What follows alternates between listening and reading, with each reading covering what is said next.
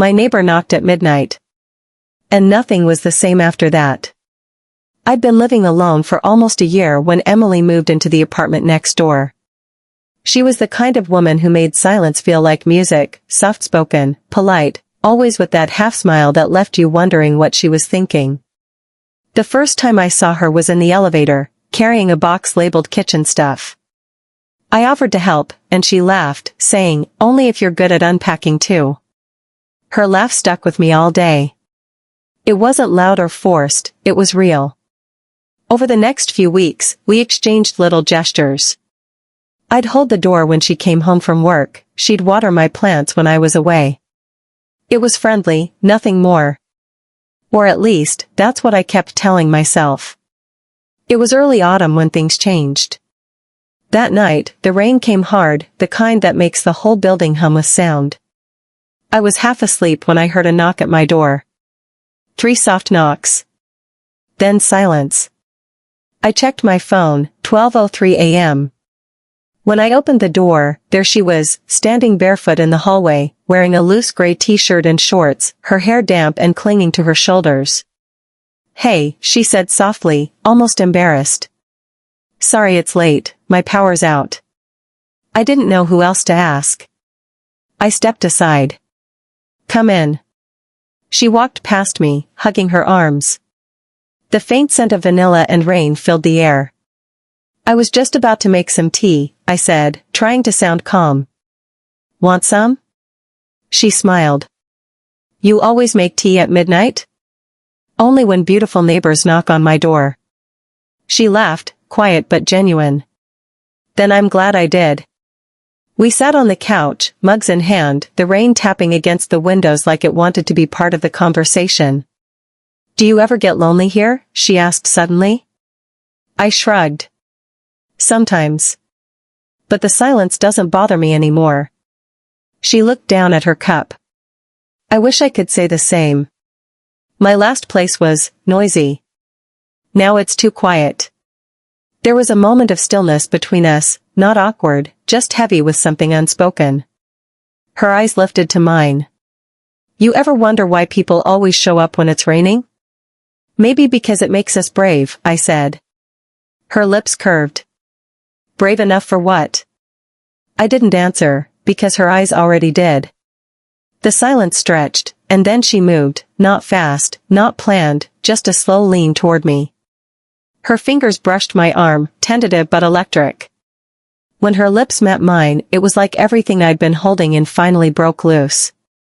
The rain, the tea, the silence, all of it vanished under the sound of our breaths. She tasted like mint and warmth. My hands found her waist, hers slid behind my neck. We didn't speak, didn't need to. The air between us had already said everything. When we finally pulled away, she looked at me, cheeks flushed. "I shouldn't have done that." "Then tell me to stop." She didn't. She just whispered, "I don't want to." The rest of the night felt like something out of a dream, slow, tender, real. We talked until the rain stopped, sitting close enough that our knees touched. She told me about her job at the design firm, how she'd moved here after a bad breakup. "He said I was too emotional," she said. I smiled softly. "That's not a flaw. That's life." She looked at me for a long moment, then leaned in again, this time slower, gentler, as if testing if the world would allow it. It did. When morning came, the rain had cleared, and the light spilled through the blinds, painting her face in gold. She was asleep beside me on the couch, her head resting on my shoulder. For the first time in years, I didn't wake up to silence, I woke up to peace. But reality always comes knocking too. Later that day, she thanked me, smiling shyly. "Last night was nice." "Nice?" I teased. "Okay, more than nice." She laughed. "But I don't want things to get weird." "Who said they have to?" And so we agreed, no pressure, no promises. Just neighbors. Just friends. Except, we both knew better. Over the next few weeks, we found excuses to see each other. Borrowing sugar. Asking for help with groceries. Late-night chats on her balcony. Every time our eyes met, it felt like something was waiting to happen again, something we were both too afraid to name. One night, we watched a movie at her place. Halfway through, she fell asleep with her head on my lap. I should have moved, but I couldn't. I just watched her breathe, slow, steady, safe. When she woke up, she whispered, "You didn't move. I didn't want to wake you." She smiled. "You're dangerous, you know that?" "Why?" "Because you make me feel safe." Winter came fast. Snow on the windows, warmth in her smile. By then, we'd stopped pretending. She'd come over after work, I'd cook. Sometimes she stayed. Sometimes she didn't. But every moment felt like it belonged to us alone.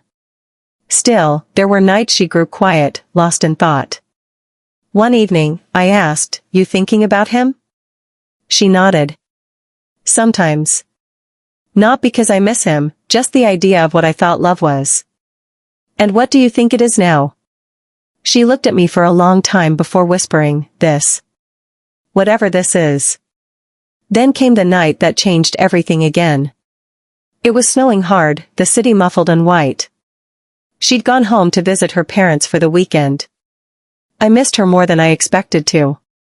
Around midnight, I got a call, her voice trembling through the phone. "My car broke down halfway back," she said.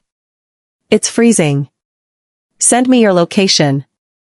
An hour later, I found her parked on the roadside, wrapped in a blanket, shivering but smiling when she saw me. "I knew you'd come," she whispered. We got back home near 2 in the morning. I made her sit by the heater while I made cocoa. She looked at me, eyes glassy, tired, but full of something that felt like forever. "I don't want to go back to my place tonight," she said softly. "Then don't." That night, she stayed again, and this time, it wasn't just warmth or loneliness.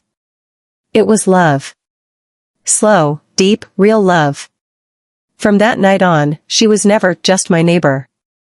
She was the person who made the apartment feel alive. Her toothbrush sat next to mine. Her laughter filled the rooms. The quiet that used to comfort me now only made sense when she was in it. Months passed. Life settled into a rhythm, morning coffee, shared breakfasts, quiet nights. It was easy, beautiful, and real. Then one morning, she looked nervous. "I got a job offer," she said. "London. It's big. But it's far." My heart sank. "Are you going to take it?" "I don't know," she whispered. "I don't want to lose what we have." I took her hand. "Then don't. We'll figure it out."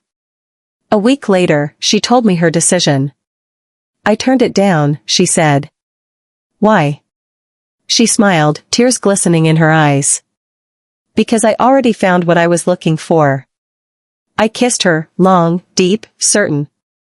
A year later, we moved to a small house just outside the city. She still teased me for drinking tea instead of coffee. I still teased her for singing off-key in the shower. But that was us, imperfect, happy, whole. Sometimes, on rainy nights, she'd nudge me and say, "Remember when I knocked at midnight?" And I'd smile and whisper back, "Best sound I ever heard." One night, as we sat watching the rain again, like that first time, she said, "Do you ever think about how everything started with one knock?" I looked at her, smiling softly. "Yeah. And I thank God every day you didn't stay in the dark." She rested her head on my chest. "You were my light." I kissed her hair. "You were my reason to open the door." The rain kept falling, soft and steady, and for the first time in my life, I realized something.